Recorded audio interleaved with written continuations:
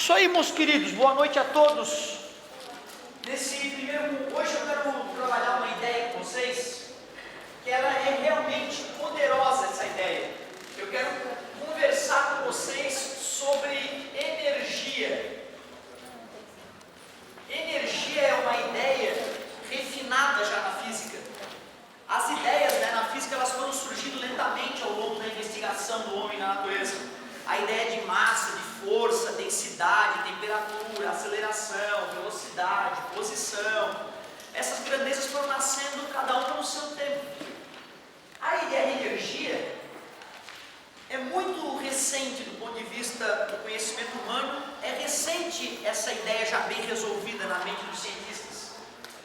Cara, uma pergunta difícil de responder assim honestamente. Professor, o que é energia? Cara, como é difícil dizer o que é energia. Se tu vai, claro, eu já decorei o que o livro diz, entendeu? Então eu poderia dizer, energia é a capacidade de realizar trabalho. Só que aí você me pergunta, tá professor, então o que é trabalho? Já que energia é a capacidade de realizar trabalho. Se eu fosse pelo livro, trabalho é a energia que tu entrega ou retira de um corpo aplicando uma força a ele. Aí fica uma lógica meio circular, né, cara? Fica meio sacanagem. Não, energia é a capacidade de realizar trabalho. Trabalho é energia. Para não! Descrever o que é energia, então, é algo complicado. A minha definição de energia, pessoal, que não está no livro, é o seguinte: energia é tudo, exceto o vácuo. Mas como o vácuo é uma ideia humana, uma criação humana que na natureza não se apresenta, mesmo entre as estrelas, mesmo no espaço sideral, não é o vácuo. Não, o vácuo é nada. Quando a gente começou a investigar o espaço sideral, a gente percebeu que tinha gás fino espalhado por todo o universo, que tem elétrons, prótons, partículas alfa, radiação. Então a ideia de nada, o vácuo, na verdade não existe. Nem no laboratório a gente consegue fazer vácuo. Então, na verdade, a natureza está repleta de energia. O que muda é a maneira como essa energia, como essa coisa se manifesta. E quando eu falo com vocês, vocês podem perceber energia na sua forma sonora. Enquanto vocês me veem, energia luminosa, vocês devem perceber que tem uma temperatura maior do que a temperatura do ambiente à sua volta. Logo, tem energia térmica no teu corpo, energia química, energia elétrica, hidrelétrica, eólica, geotérmica, nuclear. Meu Deus, a gente poderia passar o dia ensinando formas de energia. Eu, na aula de hoje, só vou estudar contigo as energias mecânicas. Mas antes disso, eu preciso te cutucar a respeito de algumas coisas. Se eu falo contigo, se meu corpo está aquecido, tem energia no meu corpo, da onde vem essa energia? Que agora eu estou usando para falar com vocês, que deixou meu corpo aquecido, que mantém meu corpo aquecido. De onde vem essa energia? O que eu faço para ter esta energia? Esses dias um aluno falou, respira. A respiração entrega energia para a gente? Respirar mais vai te fazer engordar? Não, não. A respiração não é o motivo da tua energia. O que tu faz no dia a dia para obter energia? Alimento. E eu te pergunto, quando tu te alimenta, da onde vem a energia do alimento? Exatamente, se tu come uma planta, a energia acumulada nela veio da fotossíntese. Certo? Luz solar convertida em glicose. A biologia explica bem essa parte, essa ideia. Às vezes a galera pensa que a energia vem do solo, mas não. Do solo vem a água e sais minerais que vão compor a planta, mas a energia química acumulada nela veio do sol. Mas se tu é um ser carnívoro, só come carne, certamente o animal do qual tu te alimenta, se alimenta de luz em algum momento. Quando eu digo que ele se alimenta de luz, é que ele come uma plantinha ou que ele come algum animal que come uma plantinha. Porque, por exemplo, professor, eu só como carne de jacaré. Então tu vê, né? O jacaré come a paca que está no rio, que come a graminha lá do rio, que sofreu fotossíntese. Eu te digo isso porque é fundamental que tu saiba que tu é movido de energia solar. O vestibular te cobra essa noção. Certo? A energia que está no teu corpo agora veio de um só lugar, o Sol. E é bacana tu conhecer essas transformações energéticas. Mas vamos falar da energia energia que o mundo usa para iluminar nossa casa, para girar os motores, para fazer a indústria acontecer. Da onde vem a energia? Aqui de Erechim, vocês sabem quem é que da onde vem a energia? Eu não sei de onde que vem, vocês sabem? Qual é a usina que produz a energia de vocês? Eu sei que lá em Florianópolis é a Jorge Lacerda, uma termoelétrica que fica em Tubarão, uma cidade a 200 quilômetros de Florianópolis. Vocês sabem? Se não sabem, tem que se informar, tá? Pergunta do professor de geografia, ele deve saber qual é a usina que alimenta a cidade. É fundamental ter essa noção. De que forma, da onde vem essa energia dessa usina? Lá em Tubarão, a Jorge Lacerda, como eu disse, é termoelétrica. Quer dizer que ela queima carvão mineral para gerar vapor d'água que vai passar numa turbina e fazer o gerador, fazer o ímã girar em volta das solenoides e gerar corrente elétrica. Se é carvão mineral, da onde veio a energia acumulada quimicamente no carvão mineral? Como é que carvão mineral é formado? Florestas e animais pré-históricos soterrados, alta temperatura e alta pressão. Opa, carvão é energia solar do passado. Petróleo também.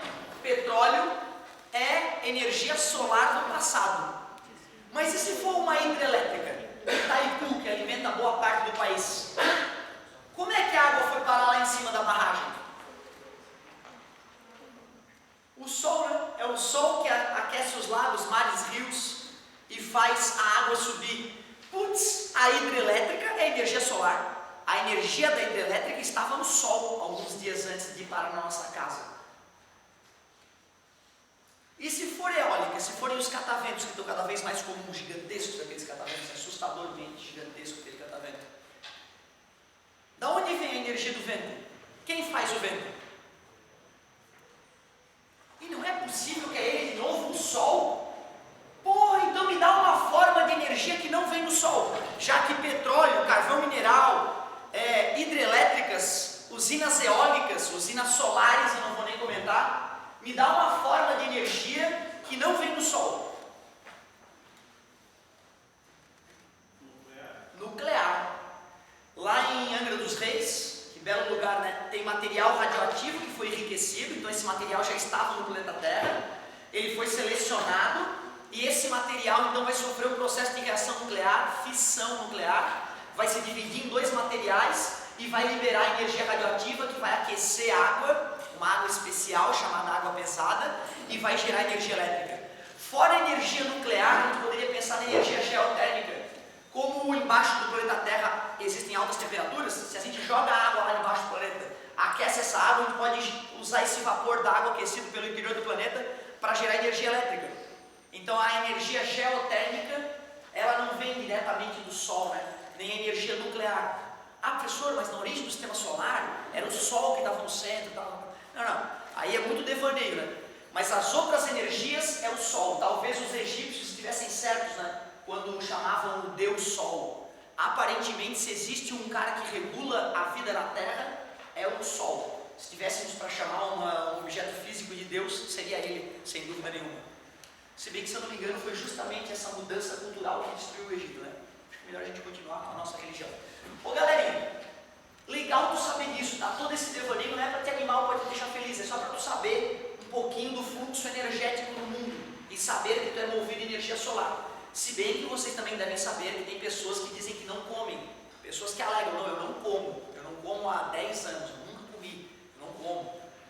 Essas pessoas, elas são na verdade mentirosas, né? As pessoas que não comem, elas morrem, certo? Então não acreditem em pessoas que pegam o sol e adquirem energia química. Essas pessoas têm problemas psiquiátricos na maioria dos casos e acham que não comem, mas elas comem. Nunca, não existiu nenhum ser humano entre o céu e a terra que sobreviveu muito tempo sem comer e sem, né, ficar desnutrido, certo? Mas tem pessoas que são extremamente convincentes ao falar eu não como. A pessoa não é verde, pouco provável ela faz fotossíntese, não acreditem nessas pessoas, certo? Acreditem na ciência. Agora sim, te apresentei a ideia bizarra de energia. Tudo é energia. Meu Deus, átomo é energia. E energia concentradíssima.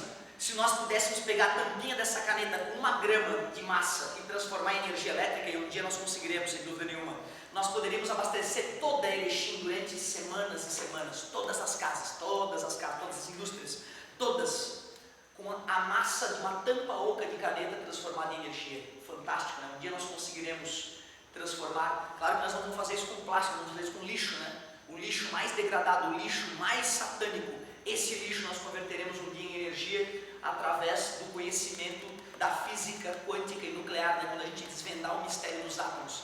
Mas antes disso teremos que entender um pouco outras energias mais simples. Eu só quero te mostrar 3 energias. Hoje eu vou te apresentar as energias mecânicas. As energias mecânicas que eu tenho para te apresentar são 3. Nós vamos falar da energia cinética relacionada à velocidade, a energia potencial gravitacional, que é relacionada à gravidade, como o nome sugere, e nós vamos falar da energia potencial elástica. Se eu conseguir falar sobre essas 3 energias hoje, eu estou muito feliz.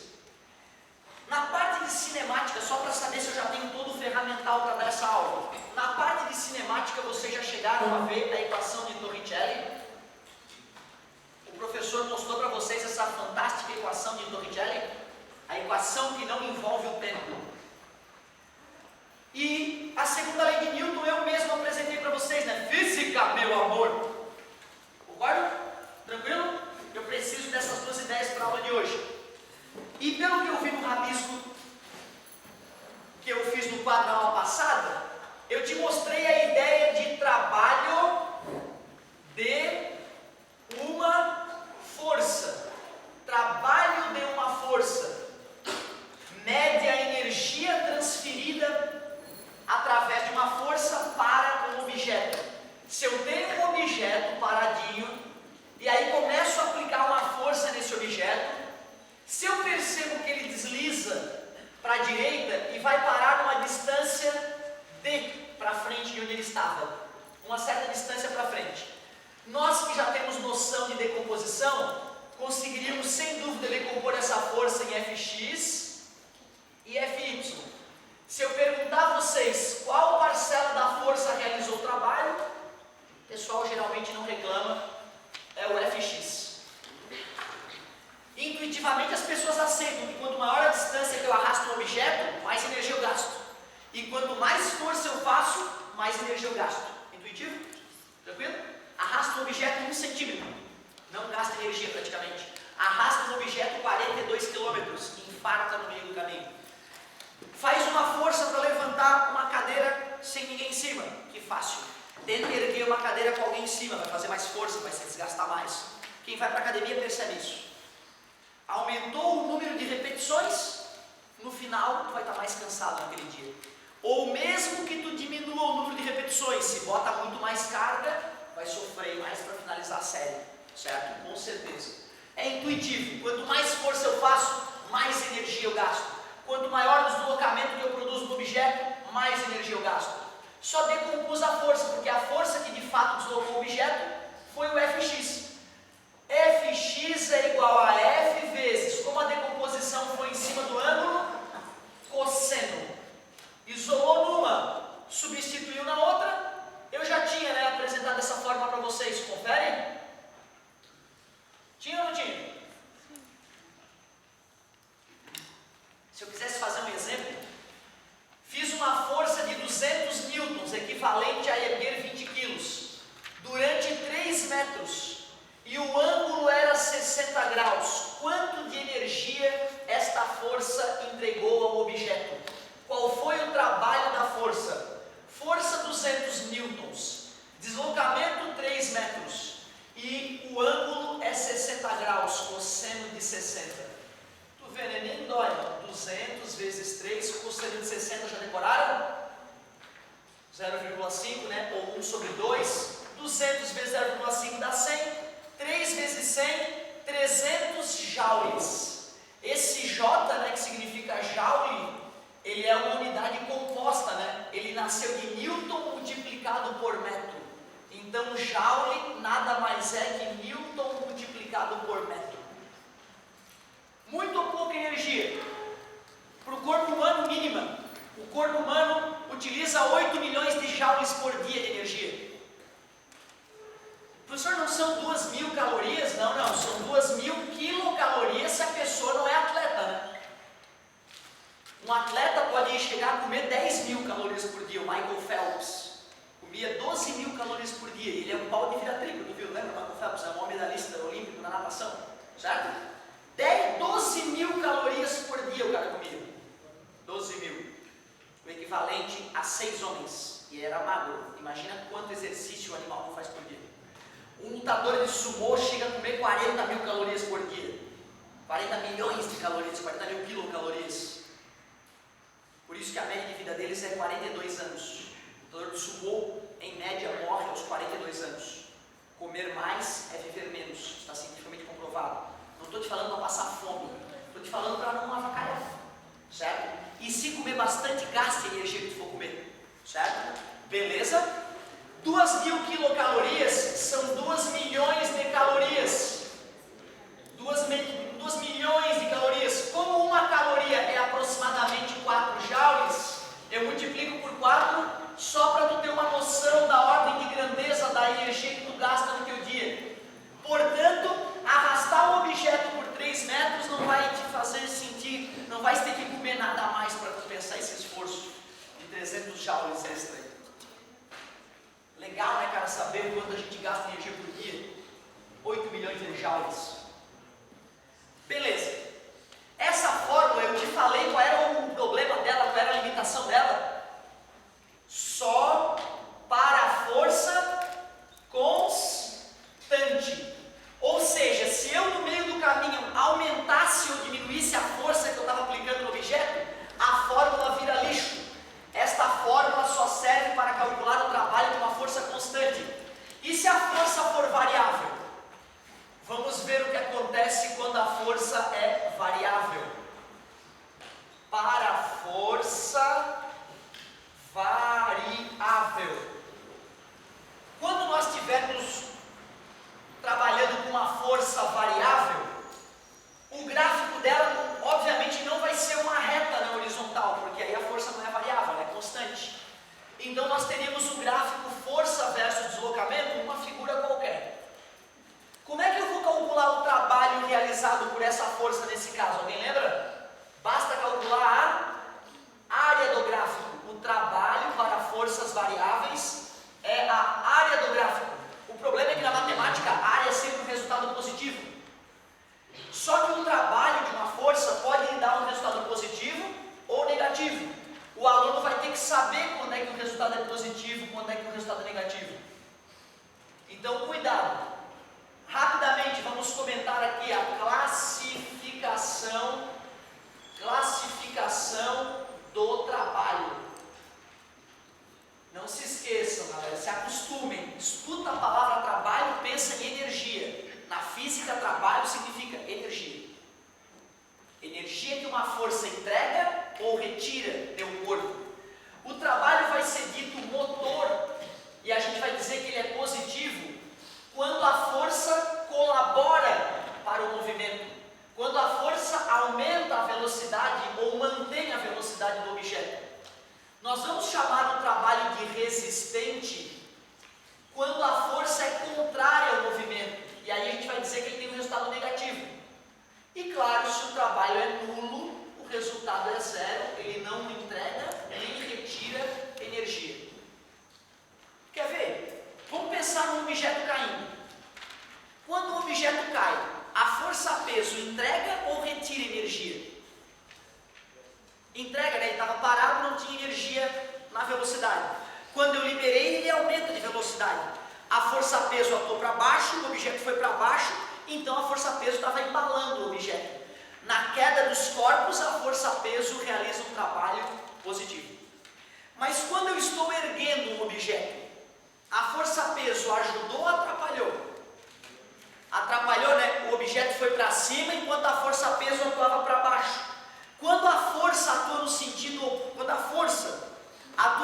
oposto do deslocamento, ela está resistindo ao movimento, o trabalho é negativo.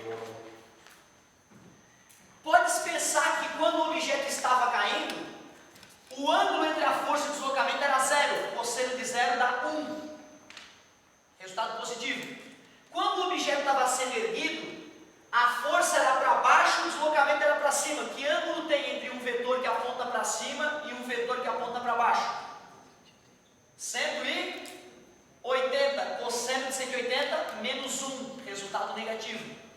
Observem que o próprio ângulo pode nos ajudar a descobrir se o sinal do trabalho. Quando o ângulo estiver entre 0 e 90 graus, pelo menos uma parte da força colabora com o movimento. Aquele ângulo ali. Quando este ângulo estiver entre 0 e 90 graus, mas não igual, né? Menor que 90 graus, o trabalho vai ser positivo. Quando o ângulo for 90 graus, se a galera lembra que o cosseno de 90 é 0, dá para perceber que o trabalho é nulo. E quando o ângulo estiver entre 90 e 180, o trabalho vai ser negativo ou resistente. Se tu observar um objeto, né? O objeto está parado, aí eu começo a empurrar ele.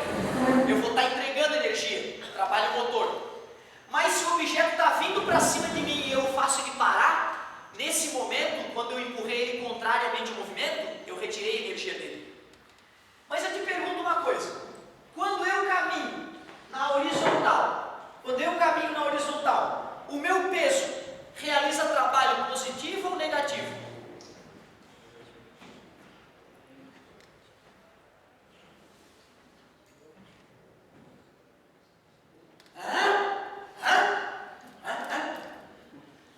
A força antes era para cima, né, quando eu empurrei a caixinha. Mas o peso está me atraindo para onde? Está me atraindo para baixo, concorda comigo? A força, peso que atua no meu corpo está representada por esse vetor aqui, esse braço. E eu estou indo para lá. Qual é o ângulo que existe entre o meu movimento horizontal e a força-peso?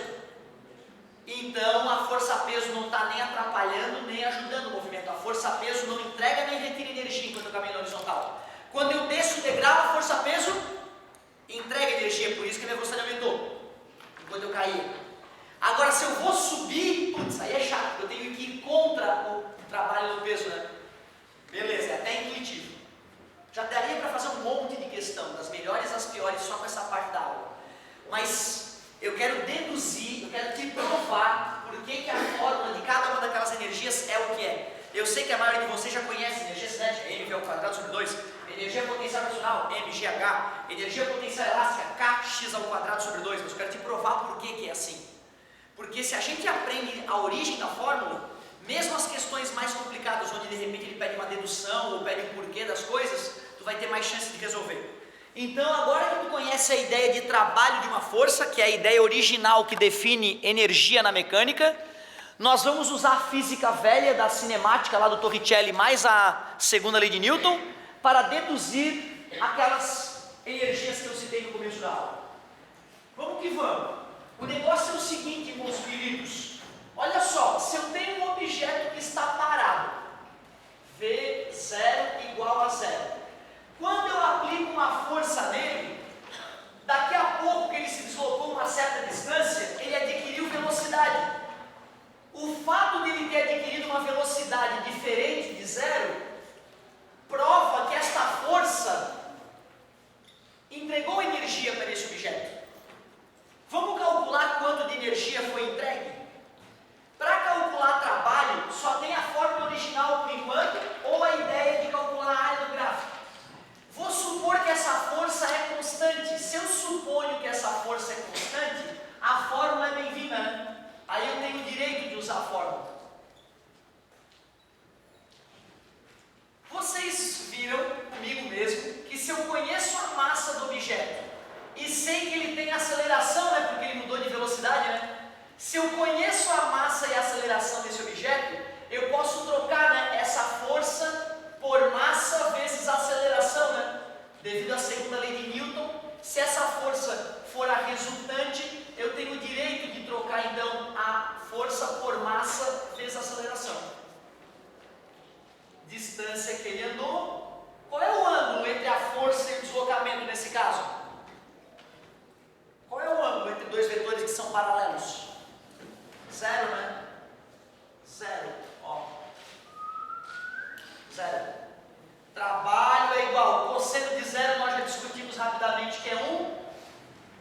Mas espera aí, Torricelli me disse que se eu não conheço quanto tempo demorou, eu posso usar uma equaçãozinha diferente para descobrir a velocidade que o sujeito Se a velocidade inicial é zero, esse número vai embora. O que é ΔD? Variação da posição. Posição final menos posição inicial. Eu posso dizer que esse sujeito saiu da posição zero, né? Então, se ele andou um ΔD, ele vai chegar na posição final D. Ele andou uma distância D. Só estou querendo te dizer que eu posso trocar o ΔD por D, já que a posição inicial é zero. ΔD é igual a D menos zero. Se a posição inicial é zero, o ΔD fica igual ao D. Só para tu não achar que eu estou te sacaneando. E tu vê que curioso, ó, na forma do trabalho sobrou aceleração vezes distância, né? E eu tenho aqui aceleração vezes distância, né? Tá multiplicando, passa. Pronto, ó, eu vou substituir a aceleração vezes distância por V ao quadrado sobre 2. E só para ficar chique, eu vou chamar isso de energia cinética. Energia cinética. Energia cinética de um objeto está relacionado a quê? Está relacionada com a altura? Está relacionado com a aceleração da gravidade? Está relacionado com a massa da Terra, aquela massa ali é da Terra? Não, né? A energia cinética de um corpo depende exclusivamente da massa do corpo e da velocidade dele. Não depende da posição, não depende da fase da Lua, não depende de nada além disso. Tu vê, cara, se o cara manja de física, ele nunca vai precisar da forma da energia cinética, porque se ele conhece a ideia original de trabalho e conhece as outras físicas, segundo a lei de Newton, Torricelli, ele sem usar essa fórmula consegue achar a energia cinética. Só que é dar um trabalho do cão, né? Muito mais gostoso é tu pegar a fórmula que alguém já deduziu e se precisar um dia tu te agarra ela. Vamos calcular quanto tem de energia cinética um carro, assim, no dia a dia, sem avacalhar? Que massa tu diria que o carro tem? 1 tonelada, né? 1000 quilos, é um carro de tamanho mediano, aí, nem muito grande, nem muito pequeno. Velocidade razoável para um carro em uma BR, sem matar as pessoas. 100 por hora, eu escreveria 108 km por hora para poder dividir por 3,6, que aí daria 30 metros por segundo, um númerozinho mais gostoso de a gente usar. Então vamos ver quanto de energia cinética tem um carro no dia a dia. 1000, 30 ao quadrado dividido por 2. 30 vezes 30, 900. 900 dividido por 2, 450. Com mais 3 zeros, 450 mil joules. Pô, só para tirar o carro do zero e fazer o carro de 1 tonelada chegar a 108 km por hora, desprezando os atritos, já foi-se embora 450 mil joules. Só que aí vem o semáforo. O que tu faz? Pisa no freio. Para onde vai essa energia? O que acontece com essa energia quando eu piso no freio do carro? Tu sabe como é que o freio funciona? É um disco que gira, geralmente, né, freio a disco, e 2 pastilhas vão lá e comprimem o disco, espremendo o disco, obrigando ele a parar de girar. Qual é a consequência nesse sistema? Calor, gera calor. E aí a gente aproveita esse calor? Não, né, cara? Olha que sistema burro o freio do carro. Deveria se chamar desperdiçador de energia cinética. Certo? Sistema idiota, né? O professor de química, o Boris, dá uma química para vocês, né? O carro dele é diferente, cara. Quando ele pisa no freio, recarrega as baterias do carro. Foda, né? Certo? Faz 17 com litro, cara. E é uma banheira gigante, altos carros. 17 km por litro. Incrível, né, cara? Tu vê, um dia todos os carros serão assim, fiquem tranquilos. Tem alguns carros híbridos que tem essa tecnologia. É, o do Boris, cara, tu acredita? O bicho tem um híbrido, cara. Que marca? Foda, né? Como? Que marca? É o Ford Fusion Hybrid. É o único híbrido, eu acho, no país vendido. O Prius eu acho que ele é elétrico, né? Acho que ele não é híbrido, acho que ele é totalmente elétrico, né? Já tem um que é híbrido? Ah, show, legal. Galerinha, vamos falar de outro tipo de energia, já que eu te mostrei energia cinética. Eu vou chamar inicialmente de trabalho da força-peso. Trabalho da força-peso. Pensa comigo, se eu tenho um objeto com uma certa massa e abandono ele de uma certa altura, quando ele está chegando no chão, ele já adquiriu uma certa velocidade. Isso demonstra que o peso desse objeto acrescentou a energia dele enquanto ele caía. Se eu quiser calcular o trabalho da força-peso, considerando que a força-peso é constante, eu posso usar a fórmula do trabalho, mas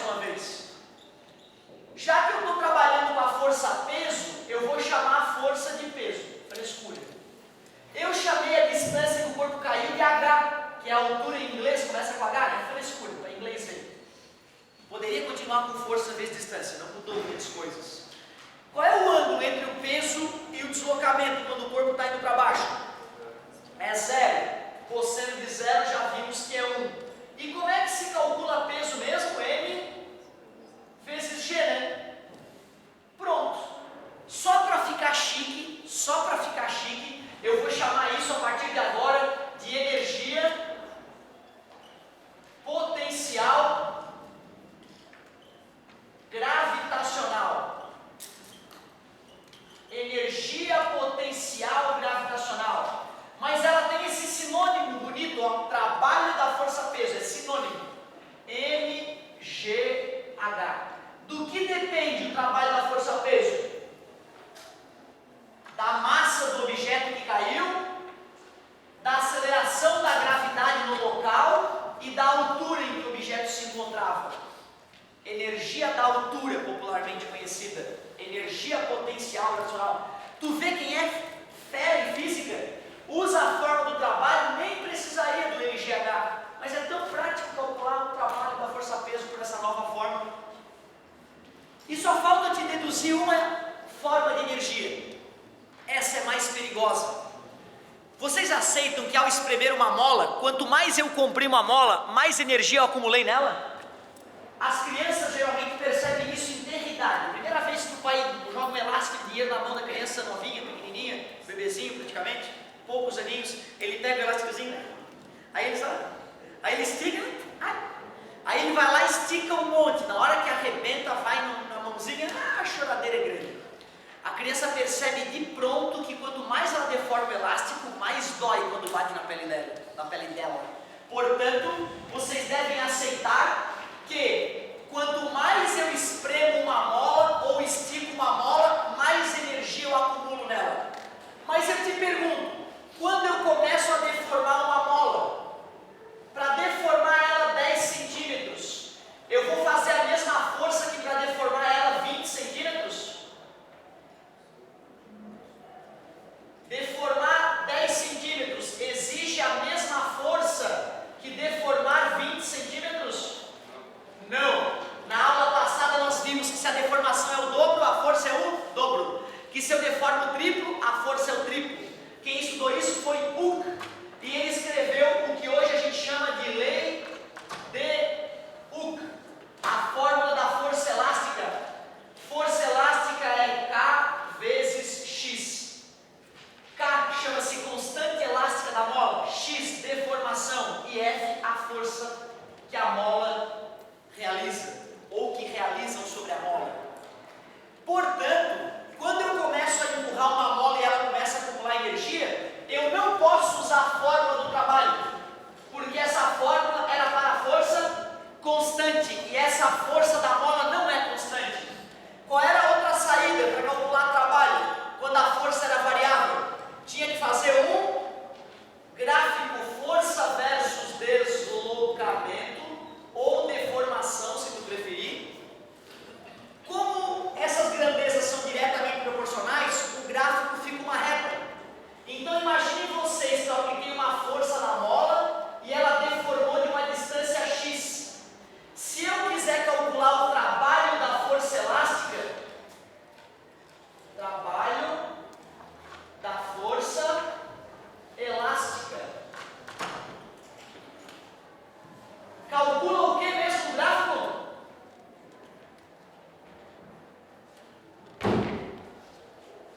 Quem que calcula, porra? Quem que é, meu? Ai, muito obrigado pela participação. Que figura é essa? Qual? Área de triângulo, base, vezes altura. Isso, pode responder, não tem problema, eu fico feliz, qualquer participação é válida. A base desse triângulo eu chamei de x, né? A altura desse triângulo eu chamei de f sobre 2.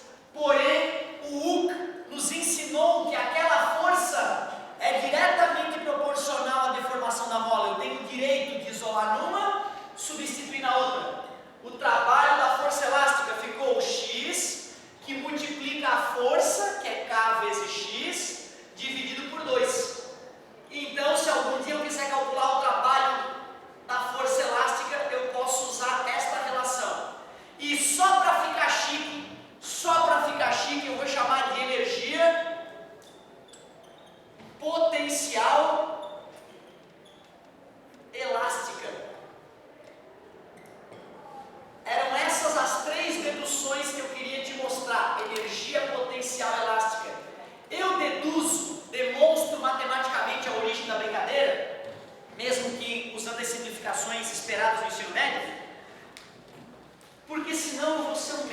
Mas se eu não fizer nem isso, bicho, aí não, eu mudo de profissão. O professor medíocre, ele faz isso, ele vomita as fórmulas no quadro e manda a galera fazer conta. Não, tem que me mostrar, cara. Mata a cobra, mostra o pau, senão não faz sentido. Mas eu sei que nem todos vocês serão engenheiros físicos, matemáticos ou químicos. Alguns demorarão anos a perceber que está no teu sangue. Tu vai ser engenheiro, não tem jeito, tu vai ser matemático, tu vai ser físico, um vai ser químico. Não tem escapatório, o bichinho das exatas há de morder vocês. Por isso que eu não posso abandonar essas deduções chatinhas. Mas olha como os exemplos são mais apreciáveis. Olha como os exemplos não são tão chatos. Ah, não vou. Bom, querido, as questões de queda livre, por exemplo, antes eram difíceis de se resolver através da cinemática. Geralmente podia dar uma encrenquinha a usar as equações. Mas olha que delícia agora fazer problema de queda livre com energia. Imagina o sujeito vai fazer base jumping. Para quem não sabe, base jumping é o cara que pega o paraquedas, segura ele na mão, pula de um prédio e larga o paraquedas e torce para que ele abra. Certo? É muito divertido. O base jumper vai pular de um prédio de 45 metros. Mas a cada, 10 paraquedas perfeitamente dobrados, um não abre. E aí então, hoje é o dia dele, o paraquedas dele não abriu. E desprezando a resistência do ar, eu pergunto, com que velocidade o corpo dele vai se esmirilhar contra o chão? Com que velocidade a pessoa se partirá no chão? Poxa, se eu estou desprezando atrito, toda a energia da altura vai se transformar em energia de velocidade. mgh igual a mv ao quadrado sobre 2, não importa a massa do base jumper. Não importa a massa. 2gh igual a v ao quadrado, a velocidade é raiz de 2gh. Como a gravidade na Terra é aproximadamente 10, e ele pulou de 45 metros, 90 raiz de 900, os 30 metros por segundo da questão do carro, ó, 108 km por hora. Fantástico, hein? E o incrível é que quanto mais fraturas ele tiver, maior a chance de sobrevivência. Quanto mais ossos do corpo ele quebrar, maior a chance de sobrevivência. Isso tudo por causa da conservação de energia, certo? Curiosidade, os gatos aumentam a chance de sobrevivência a partir do 7º andar de queda. Entre 4º e 7º andar eles morrem um monte, mas acima do 7º andar o gato sobrevive mais à queda. Inacreditável, caiu do 15º andar, tem mais chance de sobreviver do que cair do 7º. Dá para acreditar nisso?